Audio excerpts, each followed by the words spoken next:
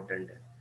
Like after developing your research design or deciding data collection method, either it's an interview or either it's your survey methodology where you will use the questionnaire to collect the data.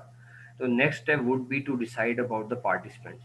During your research design, so you will decide, okay, if the whole population of your study, population doesn't mean that all the general public, the population means the people or object that are directly related to your study. वो जितने भी participants हैं, आप ये बात कर रहे हैं कि okay the number of the participants is very high और लार्ज, हम उसमें से सिलेक्टिव ऑब्जेक्ट्स को चूज करते हुए अपनी स्टडी को कंडक्ट करवाएं और अपनी स्टडी के जो रिजल्ट्स वो वैसे ही हों जैसे अगर हम पॉपुलेशन की स्टडी करते तो वैसे ही स्टडी होती. It's a very simple method. देखें आपकी ब्लड के अंदर ये देखा जाता है कि आपकी ब्लड के अंदर ग्लूकोज का लेवल क्या है, इवन ब्लड के अंदर शुगर का लेवल क्या है. अगेन कंप्लीट ब्लड, आपके जो ब्लड के अंदर ये चेक कर किया जाता है कि बॉडी के अंदर शुगर लेवल क्या है. ब्लड का एक सैंपल लिया जाता है और from that sample it is decided that कि आपकी बॉडी के अंदर शुगर लेवल ये है. तो सैंपल के रिजल्ट्स जो है वो पॉपुलेशन के रिजल्ट्स के साथ मैच करवाए जाते हैं. तो that's why that sampling technique is very important. तो अभी हम सैम्पलिंग टेक्निक की डिस्कशन करेंगे, देखेंगे किन सिनेरियो में किस किस टाइप की हमें सैम्पलिंग टेक्निक ज़रूरत होती है. स्टार्ट पे मैं अभी बता दूं, क्वालिटेटिव स्टडी के अंदर normally we will go for convenience sampling के जो एक्सपर्ट्स अवेलेबल होते हैं, जो इंटरव्यू के लिए लोग एग्री करते हैं, उन्हीं से हम इंटरव्यू करवाते हैं. तो दैट इज समथिंग डिफरेंट. तो but in quantitative study that sampling technique is very important. So before starting about the different types of sampling technique, the first we need to understand some terminologies. Like an element is an object on which a measurement is taken. That you can say that the one individual, if I'm going to study the satisfaction level among the employees working in the production department, so the one person in the production department is a one element of the study. So the population is a collection of different elements in a single department. तो ये आप कह सकते हैं कि population is sum of elements. तो sampling unit जो है वो हमारे पास, वो एलिमेंट्स की अगर हम बात करें, the combination of different elements is a part of sampling unit. तो फिर सैम्पलिंग यूनिट से हम क्या कर रहे होते हैं, एक अपना सैंपल ड्रा कर लेते हैं. तो यहाँ पे हमने ये बात करनी है कि हमारे पास सैम्पलिंग यूनिट क्या है, पॉपुलेशन क्या है, एलिमेंट क्या है, then we will draw a sample from the sample unit और सैम्पलिंग फ्रेम. अब जैसे हमने बात की कि सैम्पलिंग यूनिट जो हमारे पास है ये उन सब लोगों की डिटेल होगी. जो एलिमेंट्स हमारे पास आते हैं, लाइक किसी डिपार्टमेंट के अंदर जो इंडिविजुअल्स आते हैं उनकी एक हमारे पास लिस्ट होगी. कोई वो आपने HR डिपार्टमेंट से मिल सकती है, that is called our sampling unit. उससे फिर हम अपना सैम्पलिंग फ्रेम डेवलप कर रहे हैं. जैसे यहाँ पे हमने बात की कि जो लोग हैं उनको हम सेलेक्ट कर रहे होते हैं कि ओके HR डिपार्टमेंट में ये लोग हैं, फाइनेंस डिपार्टमेंट में ये लोग हैं, प्रोडक्शन में ये लोग हैं. तो ये जितने भी लोग हैं ये हमारे एक सैम्पलिंग फ्रेम में आ रहे हैं, way we are going to study our satisfaction level. तो उसमें से फिर हम एक सैंपल को चूज करते हैं. In a case if the whole population is not reachable, हम ये कहते हैं कि नहीं हम पॉपुलेशन को अप्रोच नहीं कर सकते ड्यू टू सर्टेन लिमिटेशंस, और वो लिमिटेशंस भी आगे जाके मैं डिस्कस करूंगा. तो फिर हम सैम्पलिंग लेते हैं. इसी तरह समझ लें कि आपने अगर ब्लड शुगर टेस्ट करनी है तो आप पूरे ब्लड की शुगर तो नहीं टेस्ट करेंगे, you will just need 1 or 2 drops of blood, और वहां से आप सैम्पलिंग के थ्रू ब्लड शुगर के बारे में बता रहे होते हैं. Same case in your research as well. आप लोग अगर कंप्लीट पॉपुलेशन को एड्रेस नहीं कर सकते, you just need to get appropriate level of sample. Again मैं बात कर रहा हूँ appropriate level of sample. It doesn't mean that based on your own choices you will select the individual और उसके ऊपर आप स्टडी करके बता दें कि ये मैंने ये अपनी मर्जी से लोगों को सिलेक्ट किया है. Your choice is biased. आपने अगर राइट इंफॉर्मेशन लेनी है पॉपुलेशन की और आप ये चाह रहे हैं कि आपकी study that should be the right determination of the population result, in that case you should choose appropriate level of sampling technique according to the basic definition or the need of your study. वो आगे जाके हम देखेंगे कि किन scenario में किस type की हमें सैम्पलिंग टेक्निक की ज़रूरत होती है. तो ये नॉर्मली एनालिसिस में ये चीज़ें ज़्यादा डिस्कस की जाती हैं. पैरामीटर्स, पॉपुलेशन पैरामीटर्स होते हैं और हमारे पास सैम्पलिंग पैरामीटर्स को हम स्टैटिस्टिक्स कहते हैं. और पॉपुलेशन जो हमारे पास न्यूमेरिक कैरेक्टरिस्टिक है उसको हम पैरामीटर्स कहते हैं। तो ये स्टैटिस्टिकल टर्म्स जो हम नॉर्मली एनालिसिस में यूज़ कर रहे हैं वो इसी वजह से कर रहे होते हैं कि हम इसमें ज़्यादा सैम्पलिंग एनालिसिस कर रहे होते हैं। That's why it's called our statistics. अब बेसिक डेफिनेशन है, even you are familiar about it. If we are going to collect the data from the selective peoples out of the total population, that is called our sampling. If a data you collect really uh, uh, are the same as you would get from the rest, then you can draw a conclusion from those answers which you can relate to the whole group. अब आपने कुछ लोगों से data collect किया और उसको फिर आप बाकी जो ग्रुप मेंबर हैं उन्हीं के साथ भी उसको रिलेट कर रहे हैं, तो इस मीन के you are choosing a selective people from the group to collect the data. Of this process of selecting just a small group of cases from out of the large population is called your sampling. तो out of the large population जो हम data collect करेंगे from a selective people, this is called your sampling. अब आगे जाके देखते हैं basic figure से इस चीज को आइडियलाइज करते हैं। Like that shaded area, the all elements are cases. यहाँ पे जो बात कर रहे हैं कि दीज आर द इंडिविजुअल्स, ये कंप्लीट एक पॉपुलेशन है आपकी स्टडी से related. If your study is related to the production department, तो ये शेडिड एरिया आप कह लेंगे the all individuals in a production department the population. अगर आपकी स्टडी जनरल पब्लिक से रिलेटेड है और वो लाहौर की पब्लिक है, तो लाहौर की जितनी भी पब्लिक और एलिमेंट्स होंगे, पब्लिक जो इंडिविजुअल वो एलिमेंट्स हैं वो आपकी स्टडी में। अगेन आप इसको जनरलाइज नहीं कर सकते like the whole population in Lahore is जो पॉपुलेशन ऑफ द स्टडी।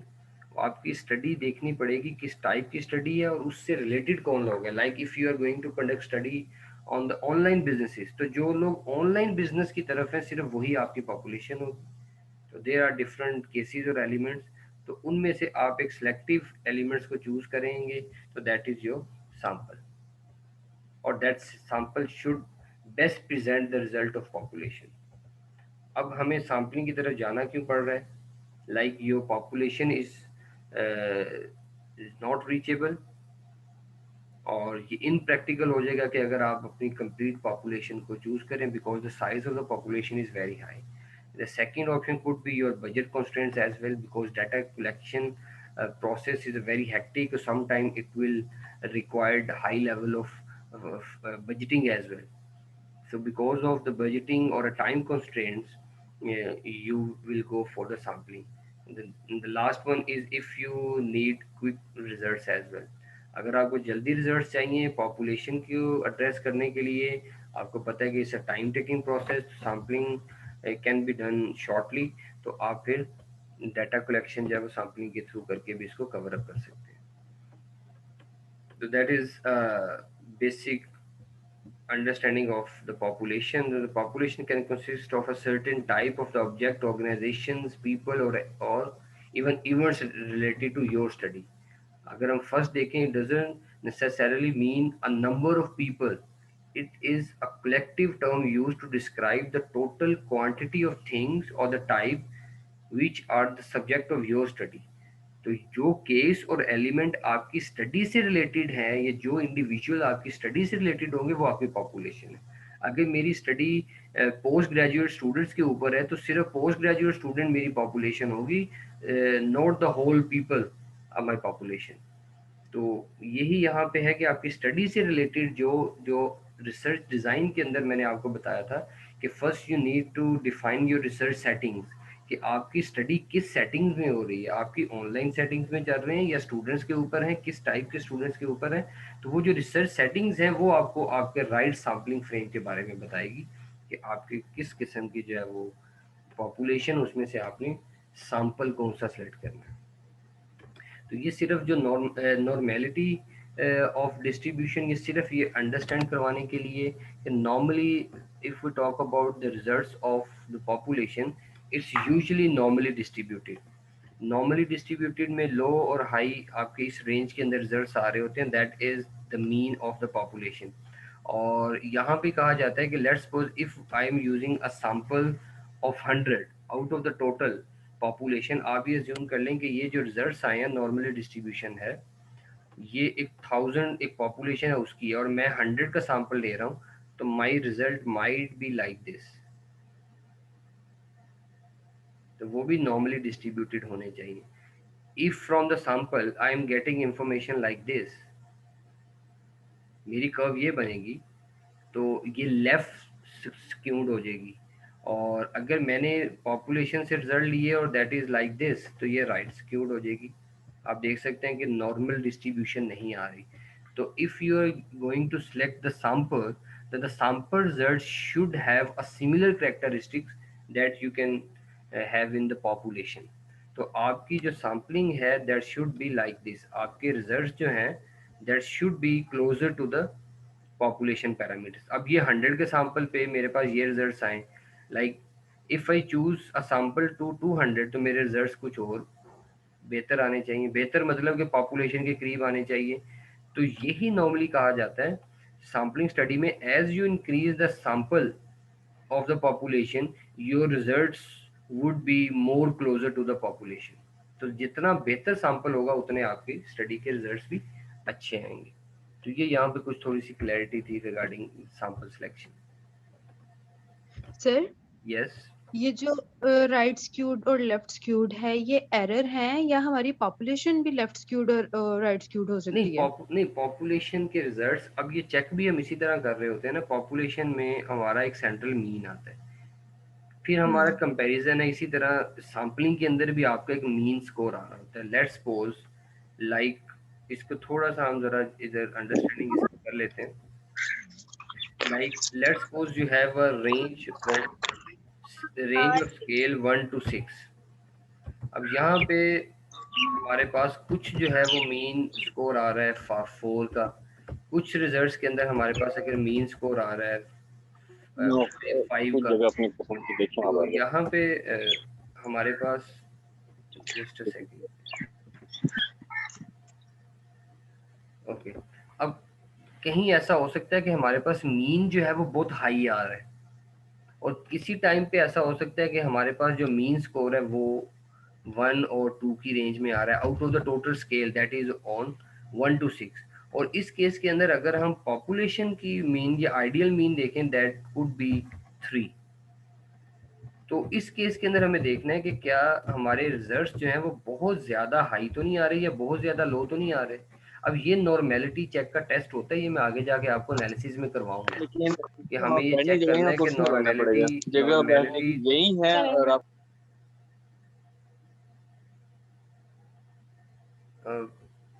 यहाँ पे इस चीज़ को बहुत क्लोजली देखा जाता है कि जब आप एक सैम्पलिंग करें तो उसमें आपके रिजल्ट्स जो हैं या डाटा जो आपने कलेक्ट किया हुआ है, क्या वो नॉर्मली डिस्ट्रीब्यूटेड है भी या नहीं। ऐसा तो नहीं है कि सब लोगों ने 1 to 1 to 1 to पे कर दिया है, या बहुत सारे लोगों ने 4 5 4 5 पे ही आपको जो है वो ऑब्जर्वेशन जो आप क्वेश्चनर के थ्रू करेंगे वो उधर आपको ज़्यादा रिकॉर्ड कर दिए। तो अगर आपने सब लोग एक ही करेक्टरिस्टिक्स के चूज़ कर लिए, तो इसका मतलब है कि आपका रिजल्ट जो है वो बायस्ड आ गए हैं। तो इसीलिए नॉर्मल डिस्ट्रीब्यूशन में यही कहा जाता है कि आपकी जो कंप्लीट पॉपुलेशन है ना, लेट्स सपोज इसकी एक हम एग्जांपल लेते हैं। इन योर क्लास, आपने देखा कि क्लास के अंदर हमारे पास C G P A let's suppose vary करता है 3 to 5, या हम एक रेंज ले लेते हैं 2.5 to 3.5 की रेंज में सी जी पी ए वेरी करता है। अगर आप लोगों ने स्टडी करनी है तो सैंपल जब आपने चूज करना है क्लास में से, तो उसमें लोग जो इंडिविजुअल्स आप चूज करेंगे उसमें सब करेक्टरिस्टिक्स हों, लाइक 2.5 वाले भी हों, 2.6 वाले भी हों। ऐसा ना हो कि आप डाटा कलेक्ट कर लें सिर्फ 3.5 वालों से। तो अगर आप 3.5 वालों से डाटा कलेक्ट करेंगे तो सारा बाइस्ड होगा और आपका ये जो वैल्यूज हैं वो राइट स्क्यूड हो जाएगी। तो नॉर्मली डिस्ट्रीब्यूटेड तो हुई नहीं वैल्यू। तो आपकी जो सैंपल सिलेक्शन में आपने अपनी स्टडी के अंदर जो रिजल्ट्स आपके हैं वो बहुत नॉर्मली डिस्ट्रीब्यूटेड होने चाहिए नॉर्मली। तो इसी केस के अंदर इसकी ये मैं डिस्कशन कर रहा हूँ, और जब मैं एनालिसिस करूँगा उसमें मैं आपको ये पूरा एक एनालिसिस करवा के बताऊँगा कि अगर आप ये डाटा हमारा ये देखें, यहाँ पे राइट स्क्यूड हो रहा है, ये लेफ्ट स्क्यूड हो रहा है, यहाँ पे नॉर्मल है, यहाँ पे नॉर्मल नहीं है। तो ये आपकी डाटा जो आप कलेक्ट कर रहे होते हैं ये उस पर डिपेंड करता है। If your data is biased that can show normality issues. तो आपने नॉर्मेलिटी इश्यूज को सोल्व करना होगा in case if you are doing general public research. Okay sir, यानी बायसनेस और अनबायसनेस चेक जी करने के लिए एक्चुअली हम ये टेस्ट करते हैं और नॉर्मल आना चाहिए एक्चुअली हमारा हाँ, डाटा। हमारी स्टडी हमारा डाटा नॉर्मल होगा तो फिर हम जो है वो नेक्स्ट अपना एनालिसिस कर सकते हैं। फर्दर कंटिन्यू करेंगे। जी, ओके राइट, थैंक कुछ ऐसे एनालिसिस हैं जिसमें हमारे पास डाटा नॉर्मल नहीं होता, वो नॉर्मेलिटी इश्यूज हमारे एग्जिस्ट करते हैं। हम ये कहते हैं कि we would not be able to get normal data because of certain constants. तो उसमें हमारे पास जो अप्रोच है, जैसे स्टार्ट पे मैंने आपको बताई थी variance approach, structure equation modelling है जो पीएलएस है, पार्शियल लीस्ट स्क्वायर अप्रोच जो है, जो वेरिएंस जो इसी की वेरिएशन को एड्रेस करता है। तो वो अज्यूम करते हैं कि normality issues are there, still we can perform our analysis. तो वो अगर आपके डाटा में बहुत लॉजिकली आप प्रेजेंट करें कि यस नॉर्मेलिटी इश्यूज जो हैं वो एलिमिनेट नहीं हो सकते, तो फिर हम पीएलएस स्ट्रक्चर इक्वेशन मॉडलिंग की तरफ जाते हैं, जहाँ पे हम अपनी हाइपोथेसिस टेस्टिंग करते हैं। तो वो आगे जाके मैं बताऊंगा भी। So this is a simple understanding of sampling frame. Out of the total population, we have a list of samples. Sampling frame में different department से लोग आ रहे हैं, ये जो list हमारे पास आ जाएगी, that list is called our sampling frame. और out of the sampling frame हमारे पास यहाँ पे एक sample हम choose कर सकते हैं। Now let's talk about the different types of sampling methods. We have major, there are two types of methods. The one is probability sampling and non probability sampling. Probability sampling को आप random sampling भी कह लेंगे, non probability sampling is not a random sampling. तो random sampling के अंदर एक चीज आपने हमेशा अपने माइंड में रखनी है, like the chances of selection of all participants is equal. You are familiar about the probability theory. Probability theory में जो इवेंट की occurrence के chances हैं वो सेम होते हैं. Like if I flip a coin, so there might be a head or tail. The chances of occurrence of head and tail is 50-50.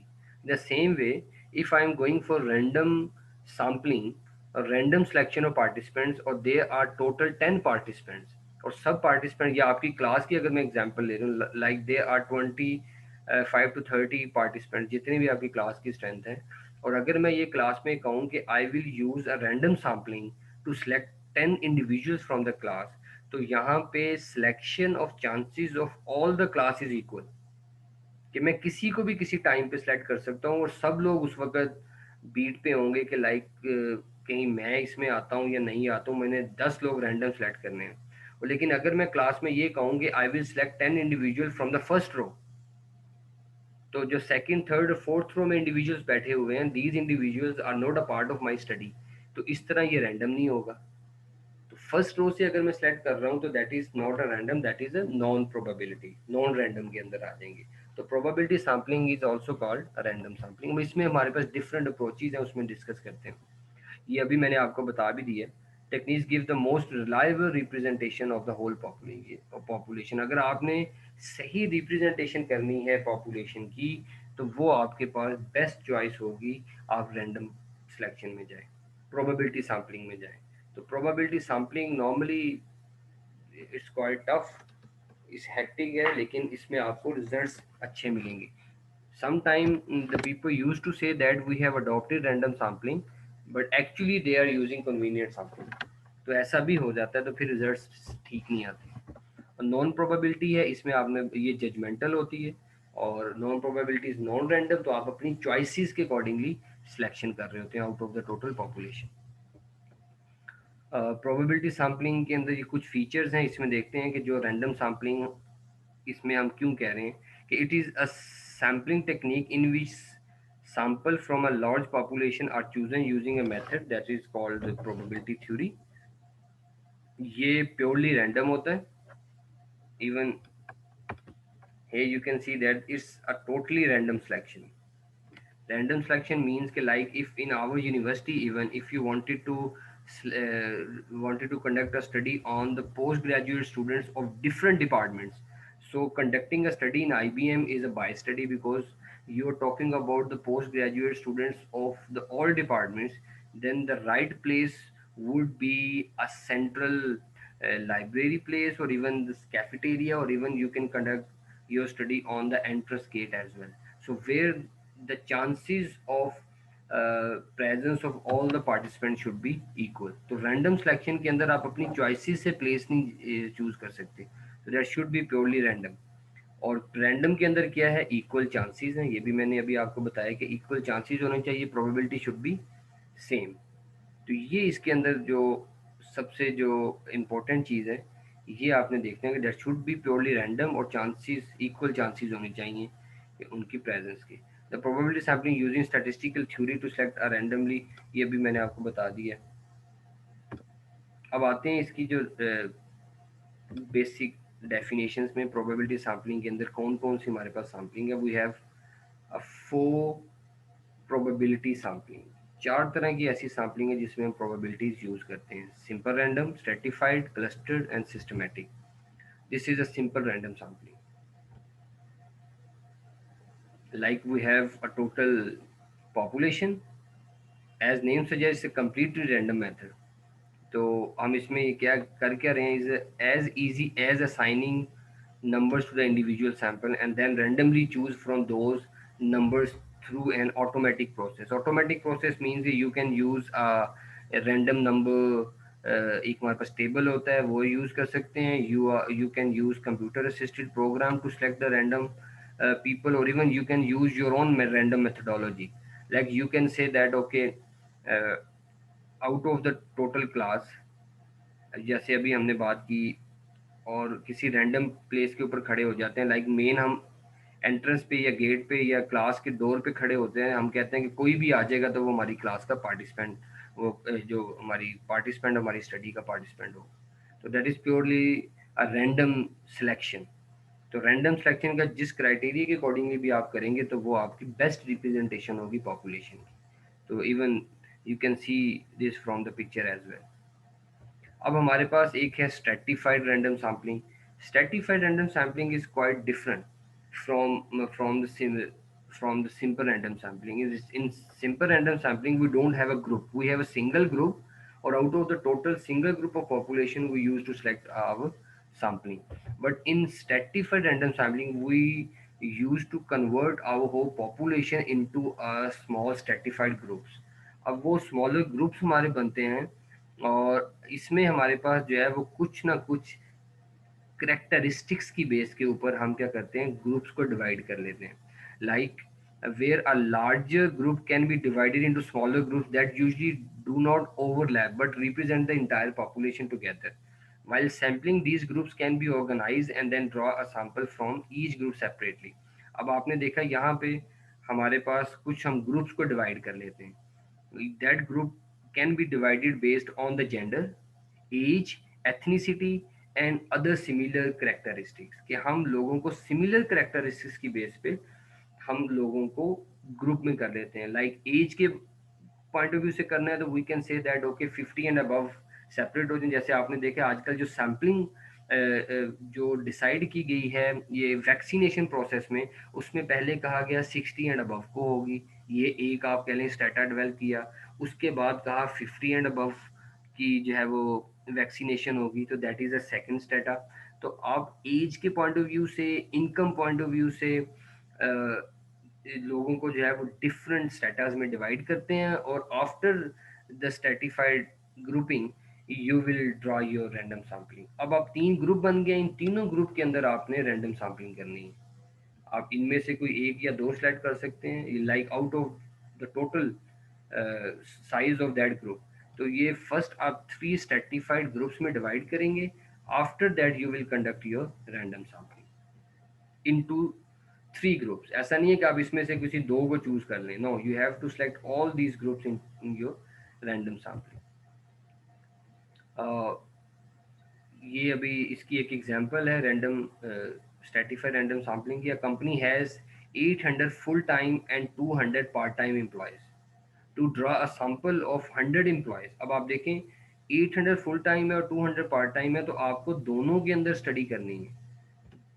तो इसलिए to draw a sample of 100 employees, a simple random sample of 80 full-time employees is selected and a simple random sample of 20 part-time employees selected. Out of the total 80 और 20 की जो ratio, उनकी total जो ratio बनी 1000 में से जो ratio है वही 100 से रेशियो करके इसको कवर अप किया।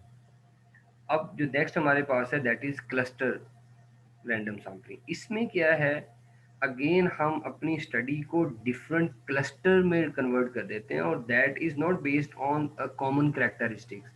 ये आप ये कह लें कि हेट्रोजेनिटी पॉइंट ऑफ व्यू से हम लोगों को, हमारी पॉपुलेशन का साइज़ बहुत बड़ा है, हम उस साइज़ को डिफरेंट क्लस्टर्स में कन्वर्ट करते हैं, और फिर उस क्लस्टर के अकॉर्डिंगली हम उनमें से जो है वो डाटा सेलेक्ट करते हैं in a way to randomly select participants when they are geographically spread out. ये सैंपल बहुत ज़्यादा है, उनको एक जगह पे इकट्ठा करना मुश्किल है।